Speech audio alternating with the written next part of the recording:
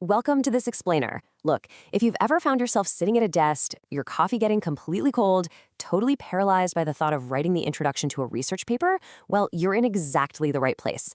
Today, we're going to look at a brilliant, highly structured method that's designed to eliminate that stress entirely. It's called the TIOC approach. We all know that exact feeling, right? Staring down a completely blank page. You've done all the reading, you have your data lined up, but figuring out where to actually begin? That is a massive pain point. And it matters because a weak, aimless introduction can absolutely doom an otherwise incredible paper. If your reader doesn't understand exactly why your work matters in those first few paragraphs, you've lost them. All right, Section 1, Introducing the TIOC Method, your blueprint for a perfect introduction. Okay, let's just dive right in. To fix that blank page paralysis, we're going to use this TIOC method. Think of it as your ultimate rescue device. And what you need to know up front is that this isn't just some loose set of suggestions. The TIOC approach ensures that all the essential elements are covered to properly set the stage for your study. It's basically a foolproof formula that practically guarantees a highly relevant, deeply structured start to literally any academic or professional paper. It covers every single base so your audience knows the context, the problem, your exact goal, and the ultimate value of your work, way before they ever even get to the methodology. Moving on to Section 2, Decoding the Acronym, breaking down trends, issues, objectives, and contributions. Let's see how this actually builds. These 4 letters are basically going to become your core building blocks for every introduction you write from here on out. So let's start with the T, which stands for trends. Trends refer to the current directions or patterns happening within a specific field. We're talking about things like massive technological shifts, changing societal behaviors, or, emerging theories that are getting a lot of attention right now. Understanding and stating these trends is absolutely crucial because it helps you position your study within a much broader context. By hooking your research to what's happening out there right now, you make sure your work is timely, it's relevant, and it's properly positioned in the wider world. To make this super concrete, let's look at a real example straight from our source material. A trend might read exactly like this: the increasing use of gamification techniques in educational technology to enhance student engagement. Boom.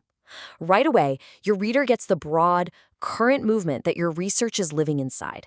It's just a fantastic hook. Next up is the I, which, you guessed it, stands for issues. Issues are the challenges, the problems, or the glaring gaps within the current body of knowledge. You've just laid out this big, exciting trend, but now you got to point out what's going wrong or what's missing entirely. Identifying these challenges is what helps focus your study. It proves to the reader that you're jumping in to resolve real uncertainties, not just studying something for the sake of studying it. Think about the narrative tension here, because understanding this is an absolute game changer.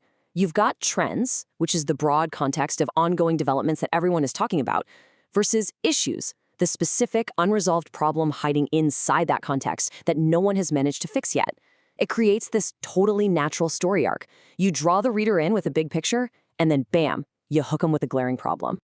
And this example brilliantly illustrates exactly what we're talking about. Take a look. However, despite teachers' efforts, reading comprehension remains one of the biggest problems among learners. That right there is a clear, persistent issue. It sets up a high-stakes problem that practically demands a solution. All right, that brings us to the O, objective. This is where you get hyper-focused. The objective is where you clearly state your main research question, or the specific goals your study actually aims to achieve. You've told them the trend, you've agitated the issue, and now you're telling the reader exactly what to expect from your paper to address that issue. Here is a crystal clear example from the sources. The objective of this study is to examine the correlation between social media usage and levels of anxiety among adolescents. See, there is zero ambiguity there. You know exactly what these researchers are doing. A well-written objective directly answers the exact problem you raised in the issues section. Finally, we reach the C, and this is the crucial payoff: contribution. Contribution describes the actual value your research adds back into the existing body of knowledge. Does it fill a gap? Offer totally new insights? Maybe it proposes a completely novel approach. This is the moment you prove why your research actually matters to the rest of the world. Take a look at this quote. This study contributes to the existing literature by providing empirical data on the specific relationship between social media usage patterns and anxiety levels. You can see how the objective we just talked about beautifully resolves into this highly specific, incredibly valuable contribution. You're literally telling the academic community exactly what gift you're bringing to their table. Section 3, TIOC in action, building an introduction step by step. So, the real trick is knowing how to stitch all this together in the real world. We're going to shift out of abstract theory and get right into a concrete application. Here is your ultimate writer's checklist. Step 1, start with the trend. Step 2, emphasize the issue. Step 3, state the objective. Step 4, highlight the contribution. If you follow these 4 steps in order, I promise your introduction practically writes itself. Let's run a single, cohesive example through all 4 steps so you can see this magic happen in real time. Let's run back to our gamification case study. Step 1, the trend.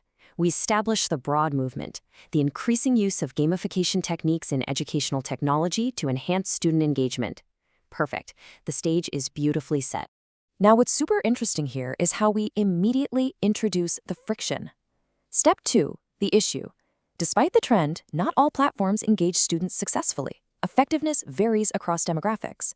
We've just politely pointed out that this massive gamification trend, it doesn't actually always work. The reader's hooked. They want to know why, and more importantly, how we're going to fix it. Which seamlessly sets up step 3, the objective. To solve that friction, we state our goal. Determine which specific techniques, like points, badges, or leaderboards, are most effective. See how that sharply focuses in? We aren't just broadly studying gamification anymore. We're figuring out exactly which specific elements actually fix that engagement issue. And finally, step 4, the contribution. Just look at the massive value generated by this one well-structured introduction. Because we set it up so logically, our contributions are undeniable. We're providing new insights through empirical data. We're creating actual guidelines for educators. We can offer policy recommendations for digital learning environments. And we're addressing major gaps regarding equity. This entire structure seamlessly leads to these massive, tangible outcomes. By using this TIOC method, you've taken that awful blank page and turned it into an airtight narrative that makes your research literally impossible to ignore. You've mapped out the context, the exact problem, your specific mission, and your ultimate value. So I want to leave you with this provocative question to chew on. How are you going to frame your next big idea using TIOC? Next time you sit down to write, whatever you do, don't just stare at the blank page, just start with the trend. Thanks so much for joining me on this explainer, and hey, happy writing!